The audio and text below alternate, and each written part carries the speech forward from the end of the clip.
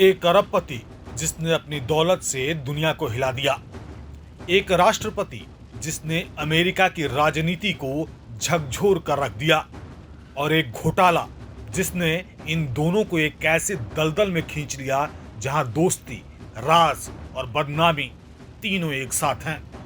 Elon Musk बनाम Donald Trump, ये महज दो अमीर लोगों की लड़ाई नहीं, बल्कि एक ऐसी कहानी है जो अमेरिका की सत्ता के सबसे काले राजों तक पहुंचती है। और उस कहानी के केंद्र में है जेफरी एप्स्टीन। एलन मस्क और डोनाल्ड ट्रंप कभी अमेरिका की सबसे चर्चित और ताकतवर जोड़ी में से एक माने जाते थे। एक टेक्नोलॉजी का जादूगर तो दूसरा दुनिया का सबसे शक्तिशाली नेता। लेकिन अब एलन मस्क ने एक डिजिटल बम फोड़ा है। एलन मस्क ने एक्स पर ट्वीट करते हुए लिखा, अब वाकई बड़ा बम गिराने का समय आ गया है। डोनाल्ड ट्रंप का नाम एप्स्टीन फाइल्स में है।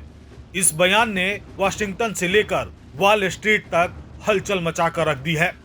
एलन मस्क का दावा है कि डोनाल्ड ट्रंप का नाम जेफरी एप्स्टीन की गुप्त फाइल्स में शामिल है, वो फाइल्स जो अभी तक हाईली क्लासिफाइड मानी जाती हैं।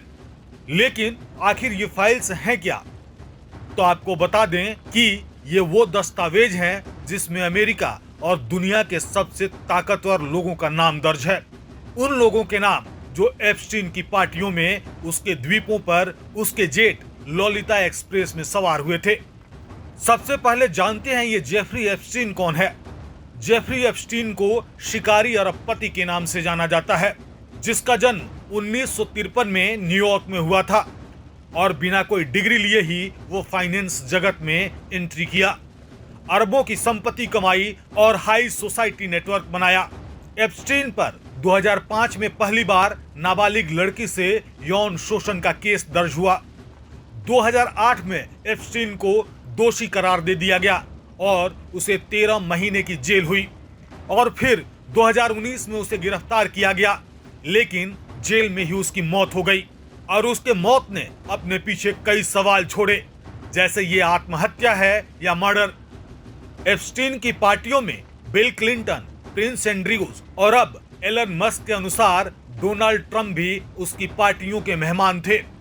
एप्स्टीन के पास एक प्राइवेट जेट था जिसे मीडिया ने नाम दिया था लोलिता एक्सप्रेस, और एक प्राइवेट आइलैंड था जिसे लिटिल सेंट जेम्स आइलैंड के नाम से जाना जाता है, जहां हर रात रहस्यमयी पार्टियां, वीआईपी मेहमान और बहस का विषय बन चुकी काली दुनिया बसी थी। एक रिपोर्ट के अनुसार ट्रंप ने 1993 से लेकर 1997 के बीच एप्स्टीन के जेट से 7 बार यात्रा की। क्लिंटन की यात्राओं की तस्वीरें भी सार्वजनिक हो चुकी हैं, लेकिन ट्रंप दावा करते हैं कि वो कभी भी उस द्वीप पर नहीं गए। आपको बता दें कि 1980 और 2000 के दशक में ट्रंप और एप्स्टीन करीबी दोस्त थे। ट्रंप ने 2002 में एक इंटरव्यू में कहा था कि जेफरी एक शानदार इंसान है, वह सुंदर महिलाओं को पसंद करता है और उनमें से कई बहुत युवा होती हैं। 2019 में एप्स्टीन की गिरफ्तारी के बाद ट्रंप ने उससे दूरी बना ली थी, लेकिन उनकी पुरानी तस्वीरें, फ्लाइट रिकॉर्ड और सोशल सर्कल की मौजूदगी को पूरी तरह नकारा तो नहीं जा सकता। लेकिन अब एलन मस्क, जो पहले ट्रंप के समर्थक माने जाते थे, अब लगातार उनके खिलाफ बोल रहे हैं। उनका कहना है कि सरकार एप्स्टीन फाइल्स को डिक्लासिफाई नहीं कर रही क्योंकि उसमें ट्रंप का भी नाम है। यह कदम राजनीतिक बदले, नैतिक जवाबदेही या जनता की जागरूकता के लिए है। ये बहस तो अभी शुरू ही हुई है। मस्क का दावा है कि अब तक आधिकारिक रूप से पुष्ट नहीं हुआ है, लेकिन एप्स्टीन केस की कई फाइलें अब भी गोपनीय हैं। और जब जब कोई नाम उन फाइलों से जुड़ता है, एक नया साजिश का सिद्धांत जन्म लेता है। तो क्या डोनाल्ड ट्रंप इन फाइलों में नाम आने पर सफाई देंगे? और क्या एलन मस्क इससे भी कोई और बड़े खुलासे करने वाले हैं? तो ये कहानी सिर्फ दो व्यक्तियों की दुश्मनी की नहीं है। ये सत्ता, सेक्स, साजिश और सच्चाई की उस तह तक जाती है जहां बहुत कम कैमरे पहुंच पाते हैं।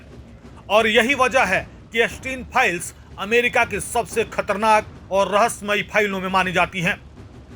तो क्या मस्क के खुलासे से अमेरिका की राजनीति की तस्वीर बदलेगी, या सिर्फ यह एक पर्सनल लड़ाई का अध्याय बनकर रह जाएगा? आप बने रहें प्रभात खबर के साथ, क्योंकि आगे और भी राज खुलने वाले हैं और हम आपको उन हर राजों से अवगत कराते रहेंगे। आपका समय देने के लिए आपका बहुत बहुत धन्यवाद।